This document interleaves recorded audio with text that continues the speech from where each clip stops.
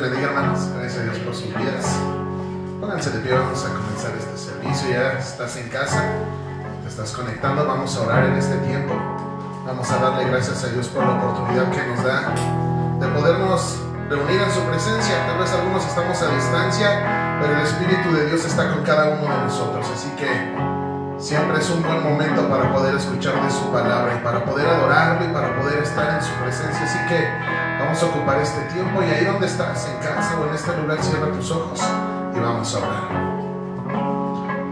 Señor y Padre Celestial, Creador del cielo y de la tierra, delante de usted estamos en esta hora, mi Dios, tan agradecidos, Señor, por la oportunidad que nos da de vivir un día más, Señor. Gracias, Espíritu Santo de Dios, porque sin usted, mi Señor, esto sería imposible. Gracias, mi Señor, porque usted nos ha dado la vida, Señor, y nos ha permitido vivir un día más, Señor. Gracias le damos, Padre, porque aún pese a nuestra condición, usted, Señor, se presenta con nosotros y derrama de su misericordia y derrama de su bendición, y nos permite reunirnos, Señor, en este lugar, en nuestros hogares, Señor, poder reunirnos en familia, Señor, poder reunirnos cada uno de nosotros y recordar aquel sacrificio que usted hizo en la cruz por cada uno de nosotros, Señor. Estamos tan agradecidos. Gracias le damos en esta hora, mi Señor, porque fue hace más de 2000 años que usted dio su vida por cada uno de nosotros, y hoy ese sacrificio sigue vigente, y hoy ese sacrificio aún trae la paz. Ese sacrificio aún es el que está uniendo ese vínculo, mi Señor, que se había perdido. Señor, es el único camino, Jesucristo, la verdad y la vida, y le agradecemos. Hoy venimos en este tiempo primeramente a pedirle nos perdone, Señor. Perdónenos porque hemos pecado, Señor, hemos hecho lo malo delante de sus ojos. Hoy le queremos pedirnos perdón, Señor, pero necesitamos de su ayuda, Señor, porque hemos comprobado y hemos constatado, mi Señor, que separados de usted nada podemos hacer, y es imposible aún para nosotros mismos, Señor, limpiar nuestra mente, nuestros pensamientos, nuestra conducta, nuestras acciones. Pero doy gloria a Dios por usted, porque nos ha mandado de su Espíritu a limpiarnos, Señor, tal vez con una palabra de confrontación que viene a nuestra vida, una palabra que confronta nuestro espíritu, una palabra que confronta nuestro corazón. Pero usted ha llegado, Señor, a nosotros y nos ha enviado de su Espíritu para poder ser tratados, poder ser transformados. Hoy le agradezco tanto, Señor, porque nos da la oportunidad de reunirnos, Señor, y usted ha generado en nosotros el querer como el hacer para estar delante de usted, Señor, delante de su presencia, Señor. En sus manos estamos en esta hora. Hable usted a nuestra vida, Señor, que podamos aprender en esta hora, mi Señor, lo que usted trae para nosotros. Abra nuestro entendimiento, mi Señor. Hoy se lo pido que ponga, Señor, un vallado, Señor, y gobierne nuestra vida, gobierne nuestra mente, ponga orden, Señor, en las casas, ponga orden en nuestras vidas, para que podamos, mi Señor, en esta hora recibir esta palabra, mi Señor, custodia este aprendizaje, y que sea usted hablando, mi Señor, que no sea yo, sino que sea usted, Espíritu Santo de Dios, hablando en esta hora la vida de cada uno de los que van a escuchar esta palabra. Gracias le doy en el nombre de Cristo Jesús, mi Señor, que se callen todas las voces, porque el Rey de Reyes y Señores va a hablar en esta hora. Mas Jehová está en su santo templo, que calle delante de él toda la tierra, en el nombre de Cristo Jesús. Traigo una alabanza, mi Señor, para darle las gracias en esta hora, Señor, por ese sacrificio. Y esta alabanza es la siguiente: si estás en tu casa o estás aquí, ayúdame, hermano, y vamos a cantar y vamos a darle las gracias al Señor Jesús. Dile conmigo, hermano. Has tomado en tus brazos y me has dado salvación. De tu amor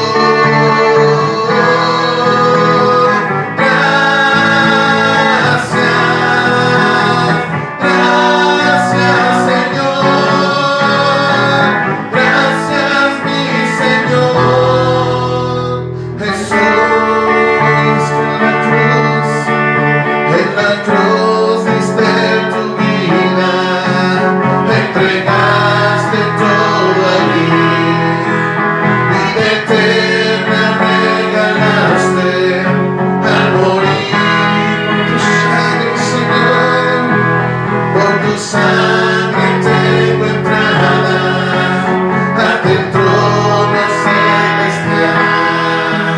Puedo entrar confiadamente ante ti.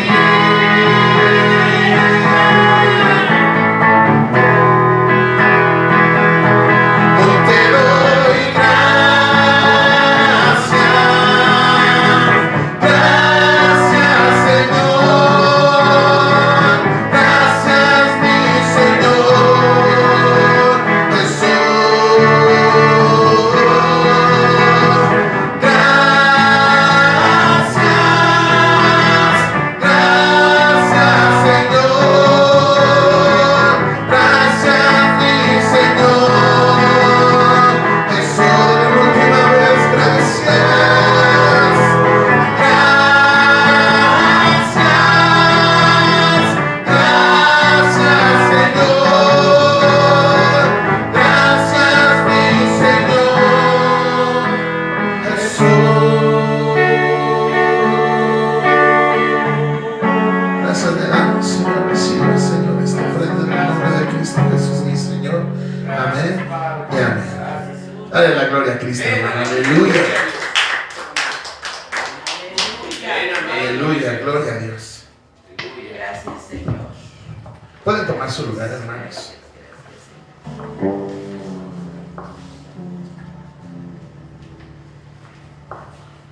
¿Estás bendecido?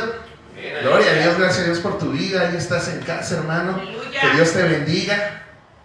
Llegó el momento de poder escuchar la palabra de Dios, de poder escuchar de su bendición que nos trae en este día. Gloria a Dios. Llegó un momento muy importante para cada uno de nosotros de poder escuchar esta palabra, y doy gracias a Dios porque nos da esta gran oportunidad de poderlo escuchar, hermano. Es una gran oportunidad que nos da de poder reunirnos en familia, de poder reunirnos y poder escuchar esta palabra que es de mucha bendición para cada uno de nosotros. Porque ¿qué sería de nosotros si el Señor no nos hubiera alcanzado? Si el Señor no hubiera estado con nosotros, si el Señor no nos hubiera rescatado. Y doy gracias a Dios porque nos permite estar en este lugar, Gloria. recibiendo estas prédicas, esta palabra que yo sé que el Señor tenía para cada uno de nosotros desde la eternidad, y el día de hoy va a derramar sobre cada uno de nosotros. Estoy muy emocionado, muy feliz, hermano, de lo que se viene en toda esta semana. Cada uno de los días el Señor va a estar narrando, nos va a estar bendiciendo con su palabra, una palabra viva, poderosa, hermano. El mensaje desde la cruz, esta serie de prédicas que se titulan El Camino hacia la Cruz. Una serie de prédicas de alta bendición para cada uno de nosotros, porque el Evangelio es poder de Dios, hermano, y va a ser predicado a cada uno de nosotros, porque el objetivo es que todos, mi hermano, alcancemos salvación. Y son las buenas nuevas, hermano, que Cristo murió por nosotros y resucitó, mi hermano, y nos da salvación y nos da vida eterna a cada uno de nosotros. Y gloria a Dios porque nos da esta oportunidad en esta semana de poder recordar este acontecimiento tan importante, este gran acontecimiento más importante que ha existido para toda la humanidad, el pilar de nuestra fe, el pilar de la fe cristiana, mi hermano. Un hecho que no solamente marcó nuestra vida, sino que hasta dividió la historia en un antes y un después de Cristo. Algo tremendo, algo fascinante, hermano. El suceso más trascendental de toda la creación. La semana en que nuestro Salvador y Redentor entregó su vida por cada uno de nosotros. Y entonces, como te lo decía, durante esta semana vamos a estar reflexionando y vamos a estar aprendiendo sobre este acontecimiento. A través de estas historias, a través de estos relatos, a través del la poderosa palabra del Señor y de su Santo Espíritu, que nos va a estar hablando y que nos va a estar predicando y que nos va a estar ministrando, hermano, cada día. No solo de esta semana, sino cada día de tu vida, porque cada día de tu vida el Espíritu Santo de Dios está al pendiente de ti. Está al pendiente de cada uno de nosotros. Pero esta semana va a ser algo poderoso y yo confío en mi Señor, en que va a ser algo muy grande, hermano. ¿Sabes? Hace rato me sentía un poco mal, pero le dije al Señor: Señor, yo no falto a tu cita. Porque cómo faltar y cómo ser desagradecido después de todo lo que tú me diste. Si hoy estoy consciente y estoy coherente, Señor, es gracias a ti. Es gracias a ti que me mantengo en pie y que respiro. Algunas personas me decían, no, es que no puedes hacer ningún movimiento brusco, tienes que relajarte, tienes que respirar, tienes que ir al doctor, vete a urgencias. Y yo le digo, voy con mi Señor, porque no hay otro lugar donde pueda estar seguro. No hay otro lugar donde mi corazón pueda latir mejor que delante de la presencia del Señor, hermano. No hay otro lugar que pueda, mi hermano, saciar esta necesidad que tiene mi vida, sino solamente el Espíritu Santo de Dios. Cuando tú estés enfermo, no corras al doctor, mi hermano, corre a Cristo. Corre a tu sanador, aquel que entregó su vida en rescate por ti y por mí, hermano. Y el Señor responde, y responde bien, mi hermano, porque el Señor sana, el Señor transforma, el Señor nos cuida y el Señor nos protege. Y gloria a Dios, porque nos va a permitir esta semana hablar de esta última semana que Cristo estuvo en esta tierra antes de ser crucificado. Y vamos a comenzar con el día lunes, hermano, un día de confrontación directa. Así que, ¿estás preparado, mi hermano? Abróchate los cinturones, porque vamos a empezar fuerte. Es un día de confrontación directa. El día que nuestro Señor Jesús entró en el templo y echó fuera a todos los que vendían y a todos los cambistas. Y también en otro relato de las Escrituras dice que echó fuera a todos, no solamente a los cambistas y no solamente a los que vendían. Dice en una parte de las Escrituras, en el libro de Juan, que echó fuera a todos los que estaban en ese lugar. Y fue algo poderoso lo que pasó en ese momento, y va a ser algo poderoso lo que va a hacer el Señor en nuestra vida, porque somos el templo del Dios viviente, mi hermano. Y el Señor viene a hacer una limpieza por medio de su confrontación. Viene a hacer una limpieza en nuestra vida, en nuestra mente, en nuestra alma, hermano. Viene a hacer una limpieza profunda, no una limpieza pasajera, superficial. Una limpieza profunda, porque lo necesitamos. Hablaba con Dios hace un rato y le decía, ayúdame, Señor, porque yo mismo soy incapaz de limpiarme a mí mismo por dentro. Soy incapaz de limpiar mis pensamientos, mis emociones, mis sentimientos. Soy incapaz de deshacerme de mi voluntad, Señor. Ayúdame, tú eres el único que puede hacer esto en mi vida. Eres tú el único que lo puede generar en mí. Eres el único que puede traer esta paz a mi vida, la verdadera paz que yo necesito. No una paz superficial, no una paz pasajera, no una paz que radique en medicinas, en un doctor, sino una paz eterna, una paz duradera. Y gloria a Dios, y es muy fuerte, mi hermano. Pero para poder comprender esto, estas palabras que van a estar dando en el transcurso de la semana, tenemos que recordar y entender una cosa muy importante. Jesús vino a revelar al Padre en cada una de las cosas que hizo. Y en este momento no va a ser la excepción. Jesús va a revelar, mi hermano, la ira y el celo santo de Dios. Dos atributos de nuestro Dios que a muchos no nos gusta escuchar de esto, ni que seamos predicados ni confrontados de esto. No nos gusta escucharlo, porque el hablar de esto es hablar acerca de que nos digan obedece, que nos digan disciplínate, que nos digan humíllate, que nos digan sujétate, confróntate. No nos gustan estas palabras, mi hermano, porque estas palabras traen juicio contra el pecado y contra todo lo que está adherido al pecado, contra nuestros pensamientos, contra esta voluntad malvada que tenemos que deshacernos. Es una palabra poderosa, santa de nuestro Señor, que nos dice: deshazte de eso. Toma tu cruz cada día, véncete. Una palabra de poder, una semana hacia la cruz que será predicada, mi hermano, pero que fue vivida por nuestro Dios y enseñada a cada uno de nosotros por su ejemplo. Dio su vida por nosotros, hermano, y nos enseñó el camino, el único camino que lleva al Padre. Y el Señor se aseguró de decirnos: ¿quieres venir en pos de mí? Niégate cada día. Y de esto va, y de esto trata la ira y el celo de Dios. De no tolerar, de cero pecado. Cero pecado en nuestra vida. De deshacernos de esto. Pero por eso muchas veces no nos gusta escuchar esto. Y se nos hace pesado. Y se nos hace difícil escucharlo.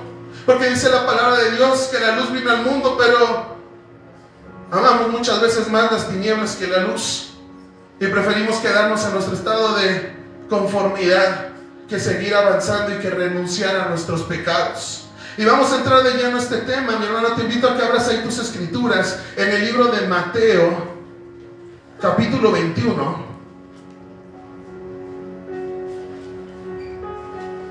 Libro de Mateo, capítulo 21, versículo 12, mi hermano, en adelante dice de la siguiente manera: en el nombre del Padre, del Hijo y del Espíritu Santo.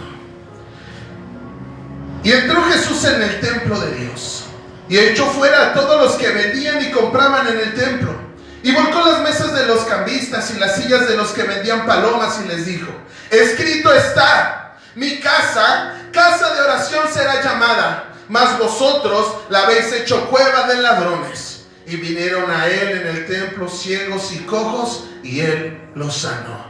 Gloria a Dios, mi hermano, aleluya por nuestro Señor Jesús y por la limpieza que hoy nos espera, hermano. Tiene que haber una limpieza para que llegue tu milagro, hermano. Tiene que venir Jesús a tu vida para que haya ese milagro. No busques primeramente todo lo que, las bendiciones. Busca primeramente el reino de Dios y su justicia, y todo lo demás vendrá por añadidura. Busca a Jesucristo, hermano. Viene con una limpieza necesaria.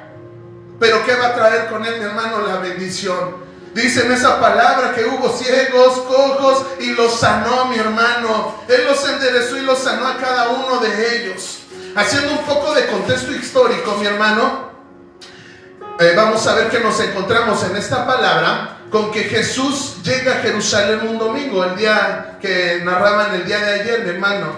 Un domingo que es al principio de la semana que se celebraba la Pascua judía, en que todo varón, como lo hemos estado leyendo en el libro de Levítico, Número, todo varón mayor de 20 años tenía que presentarse obligatoriamente al templo a ofrecer un sacrificio. Y este día Jesús llegó al templo.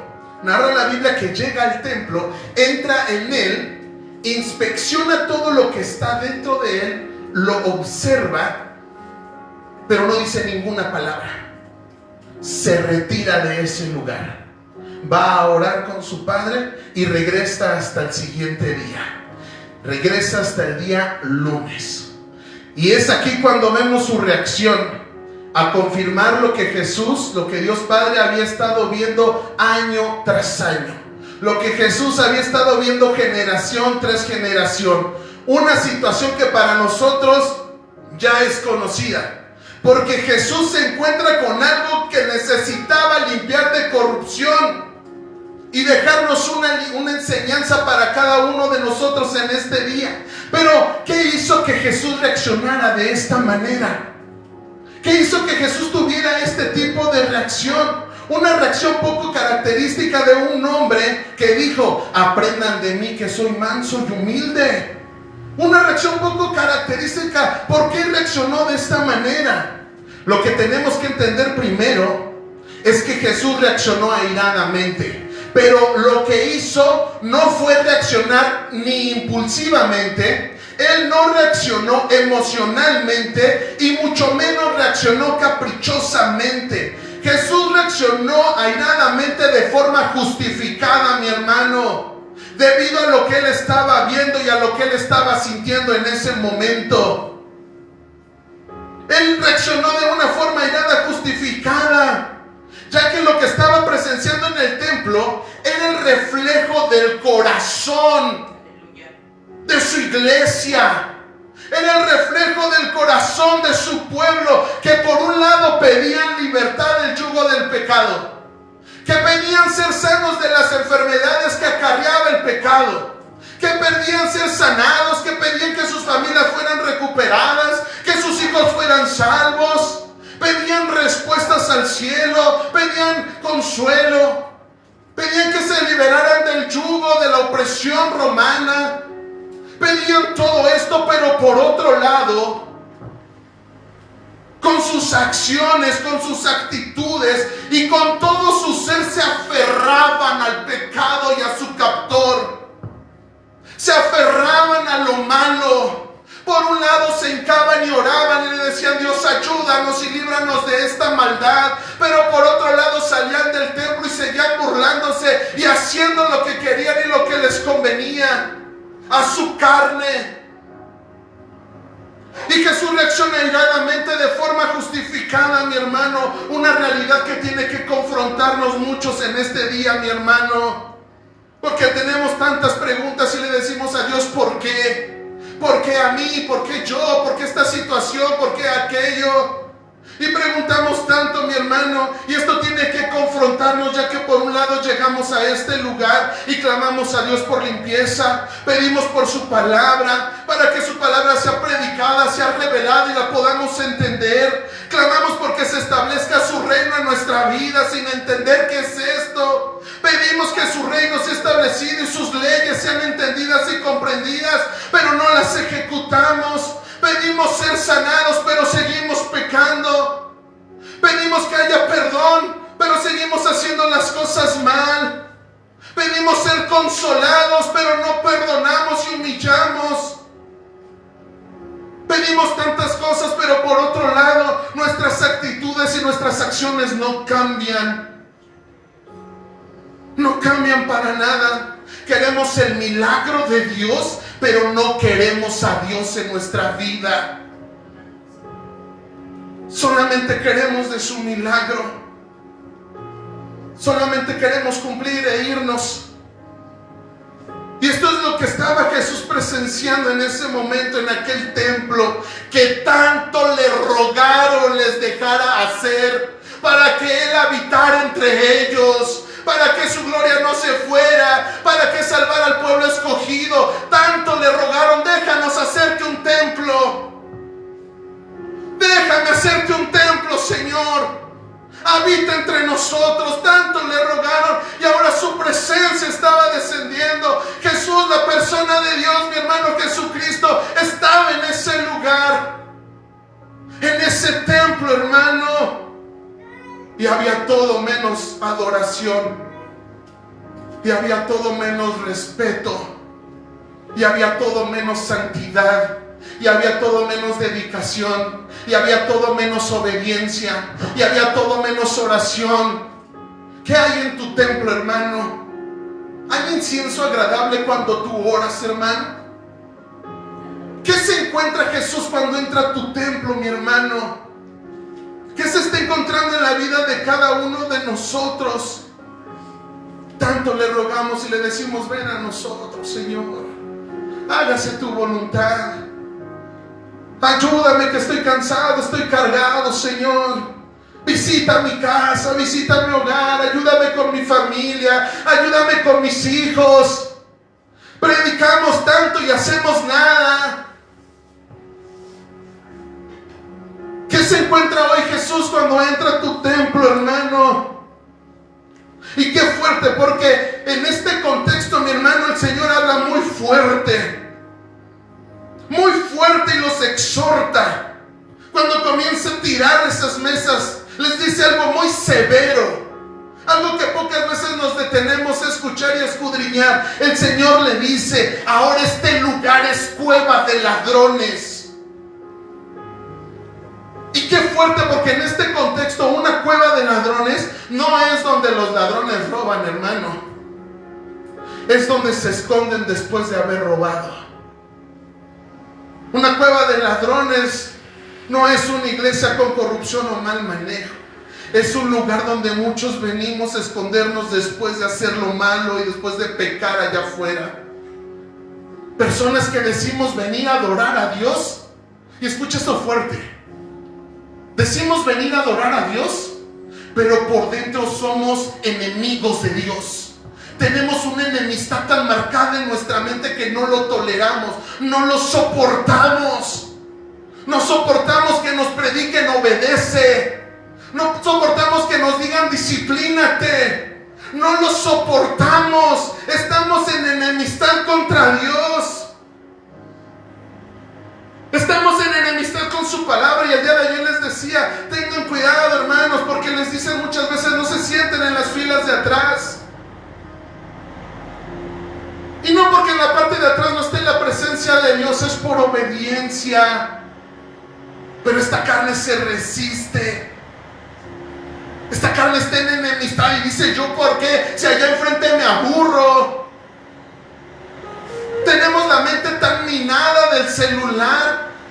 reacciona por impulsos.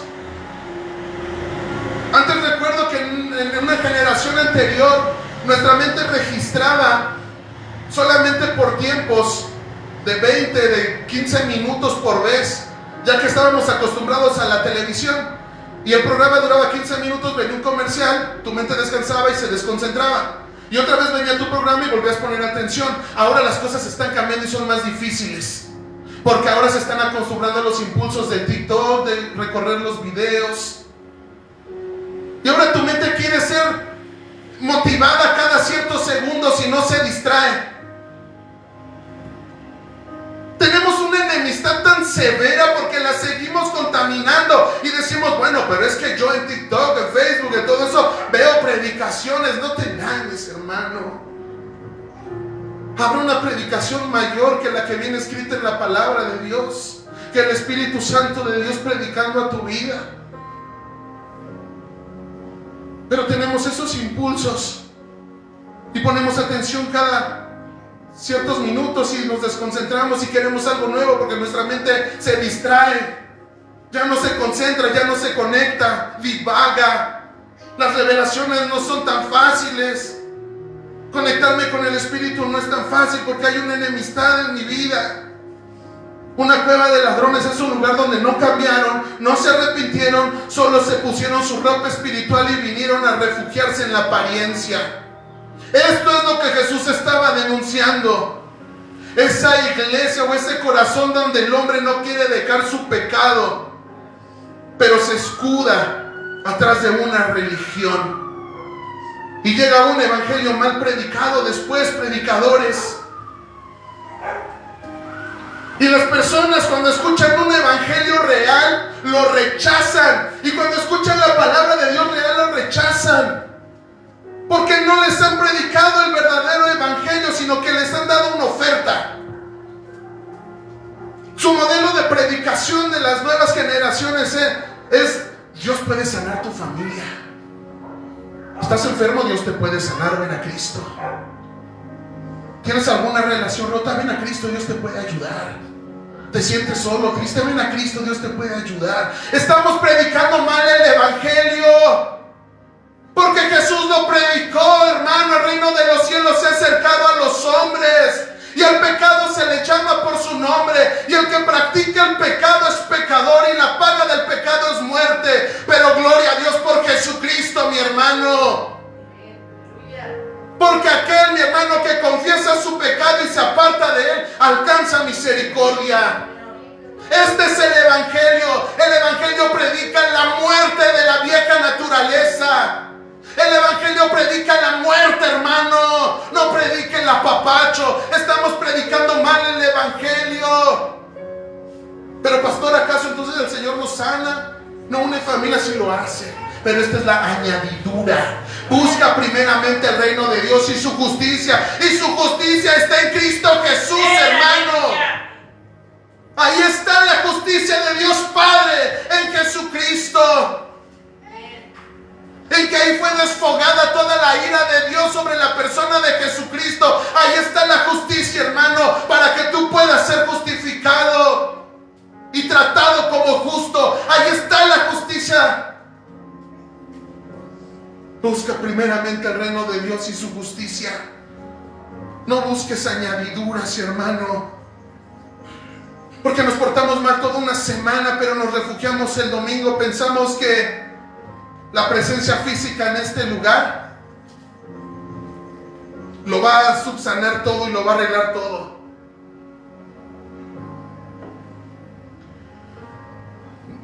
Y nos decimos en nuestra mente: es que yo no vine a cambiar, solamente vine a esconder mi doble vida. Y aparentamos cosas que no somos.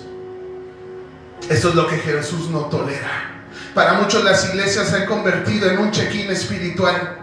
Como cuando vamos a la oficina y checamos tarjeta. Ya cumplí. Ya ahora hice 3 de 3. Ya miércoles, jueves discipulado y domingo. No me toquen que ando bendecido.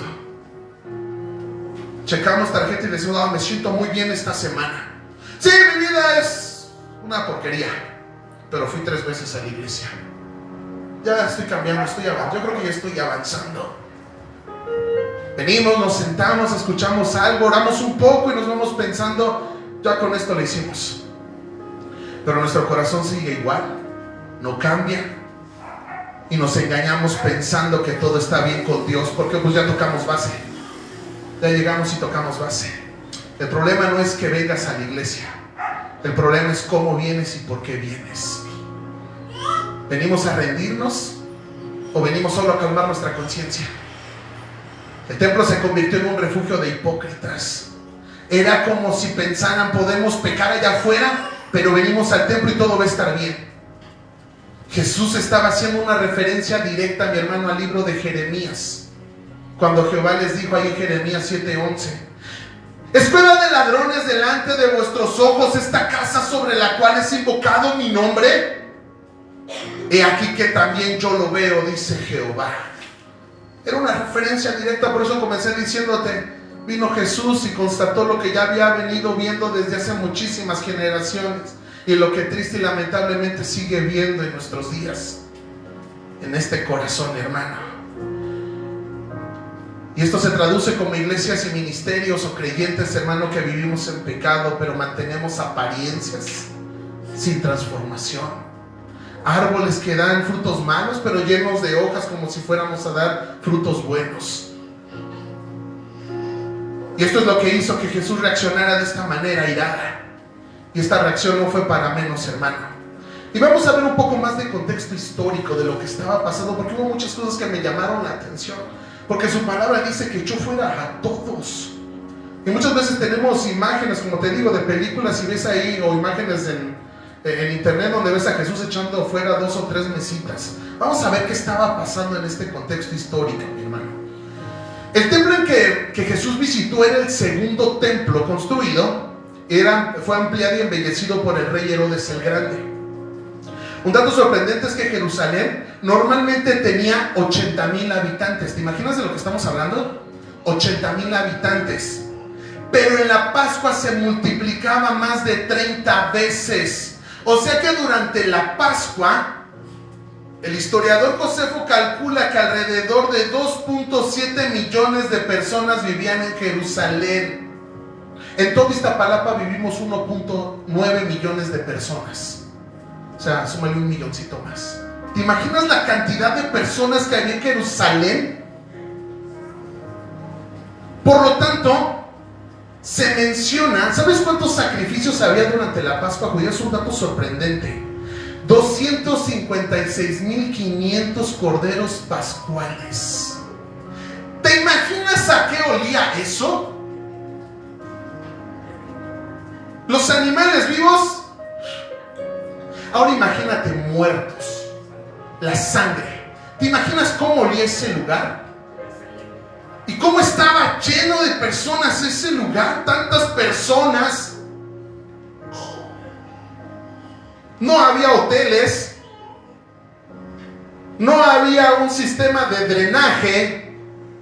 ¿Te imaginas las infecciones y cómo estaba todo en aquel lugar? Era horrible, hermano. Y claro, era de esperarse el comercio de animales y el cambio de moneda, porque eran necesarios. Porque esto ya se había vuelto una corrupción en ese lugar. Porque llegaban las personas con su cordero, que tenía que ser sin defecto. ¿Y qué crees que decían los sacerdotes bien buenos? No pasa. Y ya cuando se iba tristecita la persona, ¿qué crees que decía el sacerdote? ¿Qué crees? Yo tengo uno.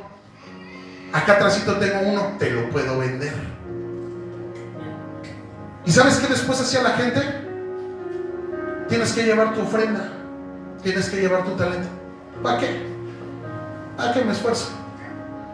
Somos allá, lo compro. Ay, lo que sea. Ay, lo que me vayan a vender. Y se empezó a desvirtuar esto, hermano. Y comenzaron a lucrar con esto. El área conocida como el atrio de los gentiles se usaba para comerciar. Los sumos sacerdotes, especialmente de la familia de Anás y Caifás, habían convertido el negocio del templo en una industria. El historiador Josefo menciona su corrupción. Algunos estudiosos llaman a este sistema, fíjate cómo lo llaman ya, el bazar de los hijos de Anás. Y esto también se puede ver en el Talmud. En el templo por día, esto es algo sorprendente, Porque yo veía y dije, Jesús tirando unas cuantas veces. En el atrio del templo no podía contener a todos en una sola vez porque eran muchísimos. Se cree que por día entre 150,000 y 200,000 personas podían pasar al área del templo, no a la misma vez. Es una cantidad exagerada de personas. Había turnos y filas y horarios para realizar sacrificios y ofrecer ofrendas. Y se cree que por vez en el templo podía estar una población de entre 20,000 y 30,000 personas al mismo tiempo. ¿Te das una idea de lo que hizo Jesús? Y es algo sorprendente, 20,000 a 30,000 personas. Y fíjate, algo que llamó mucho mi atención es la presencia romana en Jerusalén, la autoridad romana. Ya que en tiempos de Jesús, Judea era una provincia romana, el gobernador era Poncio Pilato. Los romanos toleraban la religión judía, pero estaban atentos a cualquier disturbio. Por eso Pilato estaba en Jerusalén durante la Pascua, para estar al pendiente de lo que pudiera pasar en ese lugar.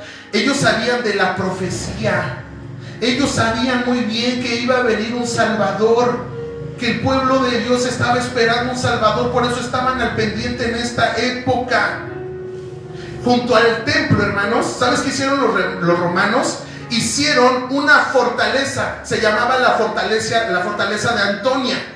Y esta fortaleza fue construida por Herodes y estaba estratégicamente ubicada para vigilar el templo, ya que era un foco constante de posibles rebeliones.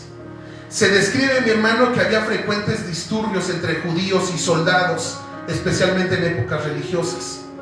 Cualquier acto como el que Jesús hizo era considerado muy peligroso. Por lo tanto, siempre estaban al pendiente, mi hermano, de lo que pasara en ese lugar. Aparte de la guardia judía, que eran aproximadamente unos 800 soldados de la guardia judía, había 500 soldados romanos, pero para esta época mandaban a llamar unos 2,000 o 3,000 soldados romanos élite, capacitados para disuadir confrontaciones. ¿Te imaginas lo que pasó ese lunes? Y este lunes no fue un lunes cualquiera. Ese día, en medio del caos de la Pascua, cuando Jerusalén estaba más llena que nunca, se presentó una confrontación. Pero no fue por un grupo de insurgentes, no fue por un escuadrón armado, no fue una multitud que protestaba contra Roma. Fue un solo hombre, un Galileo, vestido como Galileo, hablaba como Galileo, un hombre con los pies polvorientos y la mirada llena de eternidad.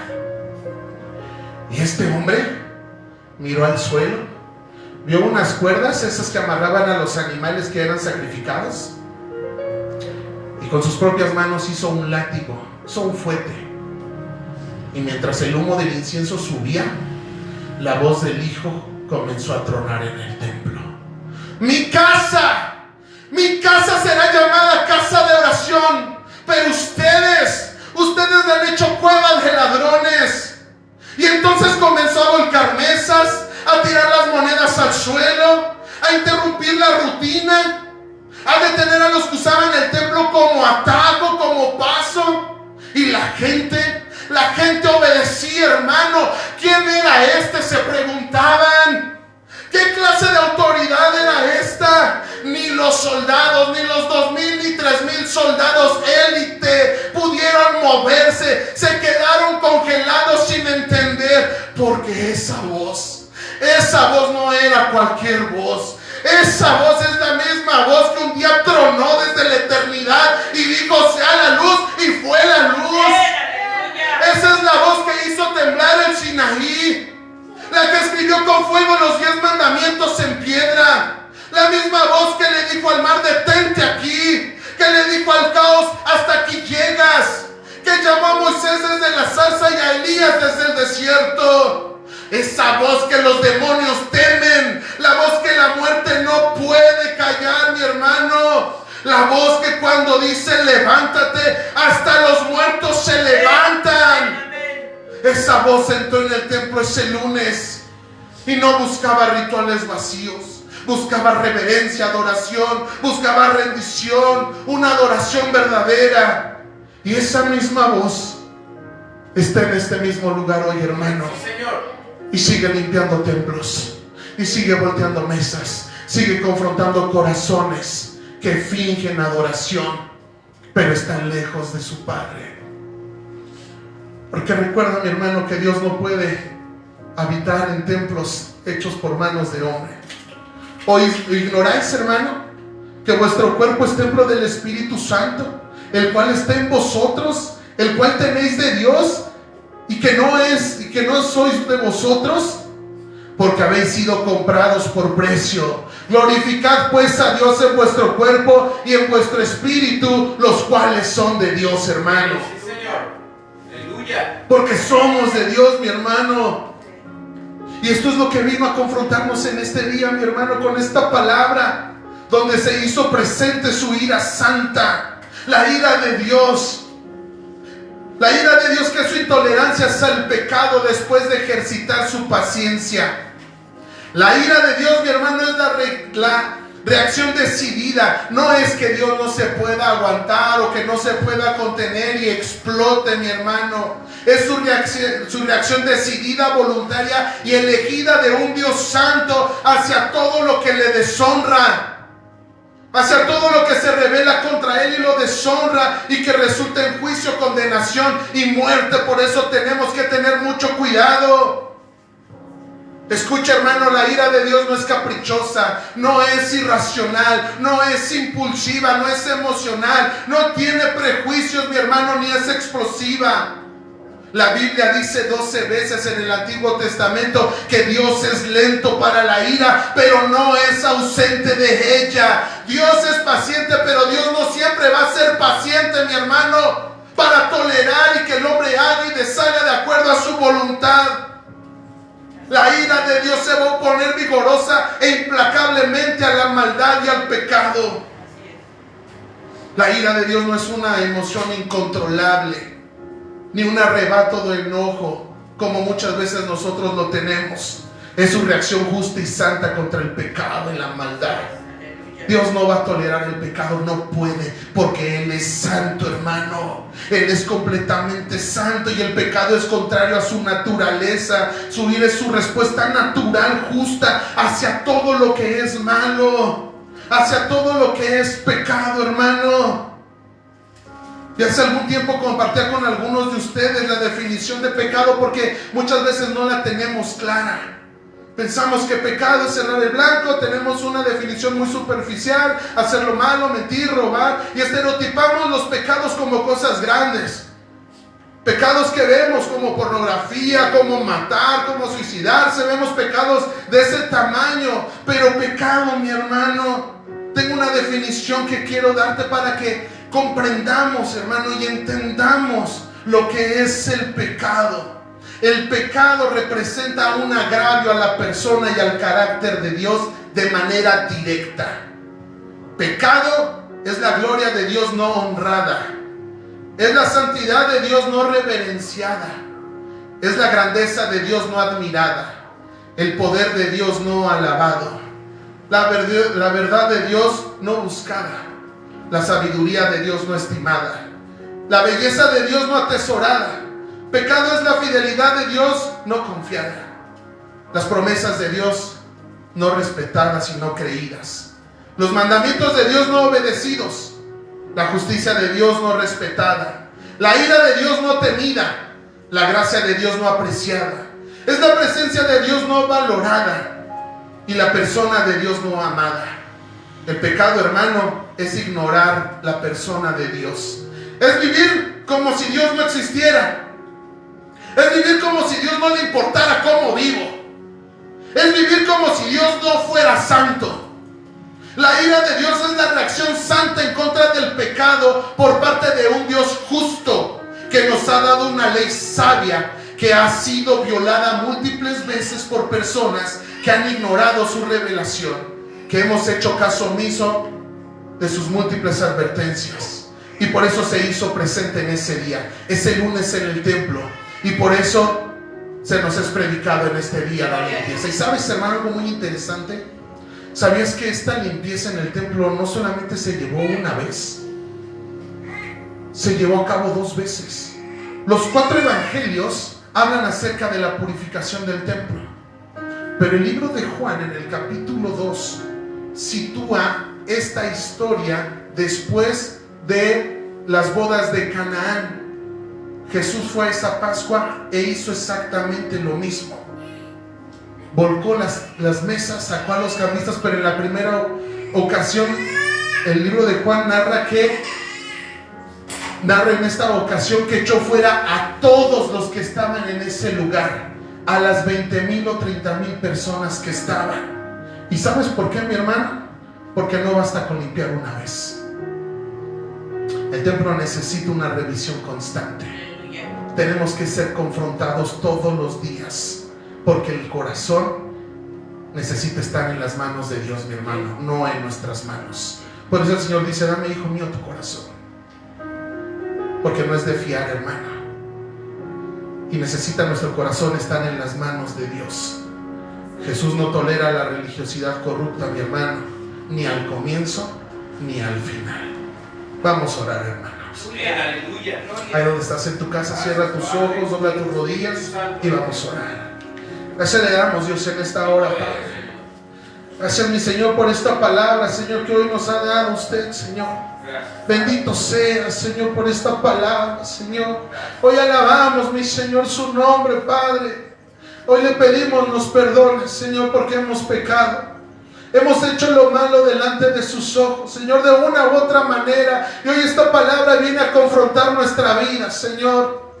Porque hemos, mi Señor, pecado contra usted. Y hemos pecado contra este templo, Señor. Hemos profanado esta mente, este corazón, estos ojos, estos oídos, estas manos. Hemos corrompido nuestra familia, hemos corrompido el hogar, Señor. Y le pedimos nos perdone porque hemos hecho lo malo delante de sus ojos, Señor. Y hoy esta palabra ha venido a arrasar a lo más profundo de nuestro espíritu. Ha venido a arrasar a lo más profundo de nuestra alma y le pedimos nos perdone. Porque somos pecadores, Señor. Porque de una u otra forma hemos infringido la ley, Señor. Perdónenos, Señor, porque este templo, Señor, tiene forma de todo menos de templo de Dios viviente. Hoy le pedimos nos perdone y nos ayude a que esta vida pueda ser enderezada por medio de su palabra, por medio de su espíritu, Señor. Por medio de su enseñanza, Señor. Ayúdenos, Padre, denos de ese espíritu, de ese dominio propio para poder hacer lo correcto, Señor. Porque claro, tenemos que separados de usted nada podemos hacer, por eso le buscamos. Por eso venimos y nos humillamos delante de usted, no porque seamos buenos, sino porque usted lo ha generado en nosotros. Y le pedimos que siga creciendo esto en nosotros para seguir despreciando y desechando lo malo. Que podamos tener acceso a usted, Señor, y que un día podamos ir con usted, Señor. Hoy nos ha hablado tan fuerte acerca de esta limpieza, Señor. Permita que podamos poner en práctica esto que nos ha dado, Señor, y que pueda haber esta verdadera limpieza, pero lo necesitamos a usted, porque usted es el único que puede limpiar nuestra alma. Usted es el único que puede reemplazar el corazón, Señor, y usted es el único que lo puede contener, que lo puede gobernar, que lo puede instruir, direccionar y que no se le va a salir de carril, sino que usted es el único que puede mantener bien este templo. Hoy nos sujetamos a usted, mi Señor, y le pedimos de su ayuda, Padre, para reprender esta vieja naturaleza, ese mal consejo en nuestra mente, ese mal pensamiento, esa emoción falsa, esa situación que pone mi carne, ese vértigo, ese anhelo por ese vértigo y esa sensación por hacer lo malo. Ayúdenos, Señor, a tener dominio propio, Señor, y poder reprender al diablo y que huya de nuestra vida. Poder reprender al que se opone y que huya de nuestra vida. No darle lugar a ese diablo, ese que se opone. Y poder bendecir al que está a un lado, ya que hemos sido bendecidos por su Espíritu Santo. Gracias le doy, Padre, por cada uno de mis hermanos que pudieron escuchar de su palabra. Bendígalos. Todos los que llegaron, bendígalos, Espíritu Santo de Dios, y que estas palabras que hoy usted está hablando queden guardadas y grabadas para que las podamos ejecutar y poner por obra desde ahora, mi Señor. Gracias le doy en esta hora, mi Señor. Y todo esto, mi Dios, yo se lo pido y se lo ofrezco en el nombre de Cristo Jesús, mi Señor, pidiéndole que bendiga a todos mis hermanos en sus hogares, mi Señor, pidiéndole, mi Señor, que los guarde y los cuide, mi Señor, y que la gracia del Señor Jesucristo, el amor de Dios y la comunión del Espíritu Santo sea con cada uno de nosotros. Amén y amén. Que Dios te bendiga, mi hermano. Espero que esta palabra haya sido de bendición. Ponle práctica de leer la Biblia, mi hermano. Ocupa este tiempo para leer, como te lo digo cada domingo. No te distraigas en este momento y vayas corriendo a la tele o vuelvas a la rutina de día con día. Vamos a tomar esta semana diferente, porque yo sé que Dios va a hacer algo diferente en esta semana. Corre a tu Biblia, lee estos pasajes, hermano. Vuelve a escuchar la predicación. Ve lo que te pareció interesante y que el Espíritu de Dios hable a tu vida. Que hoy sea algo diferente, mañana igual, mañana en punto de las 6 de la tarde. Nuestro hermano Gamaliel va a estar predicando de la misma manera, mi hermano. Así que ponte al pendiente y aparte este tiempo para que estés con tu familia y con Dios, mi hermano. Si vienes del trabajo, que Dios te bendiga y que esta palabra la pongas por obra, mi hermano. Que Dios te bendiga.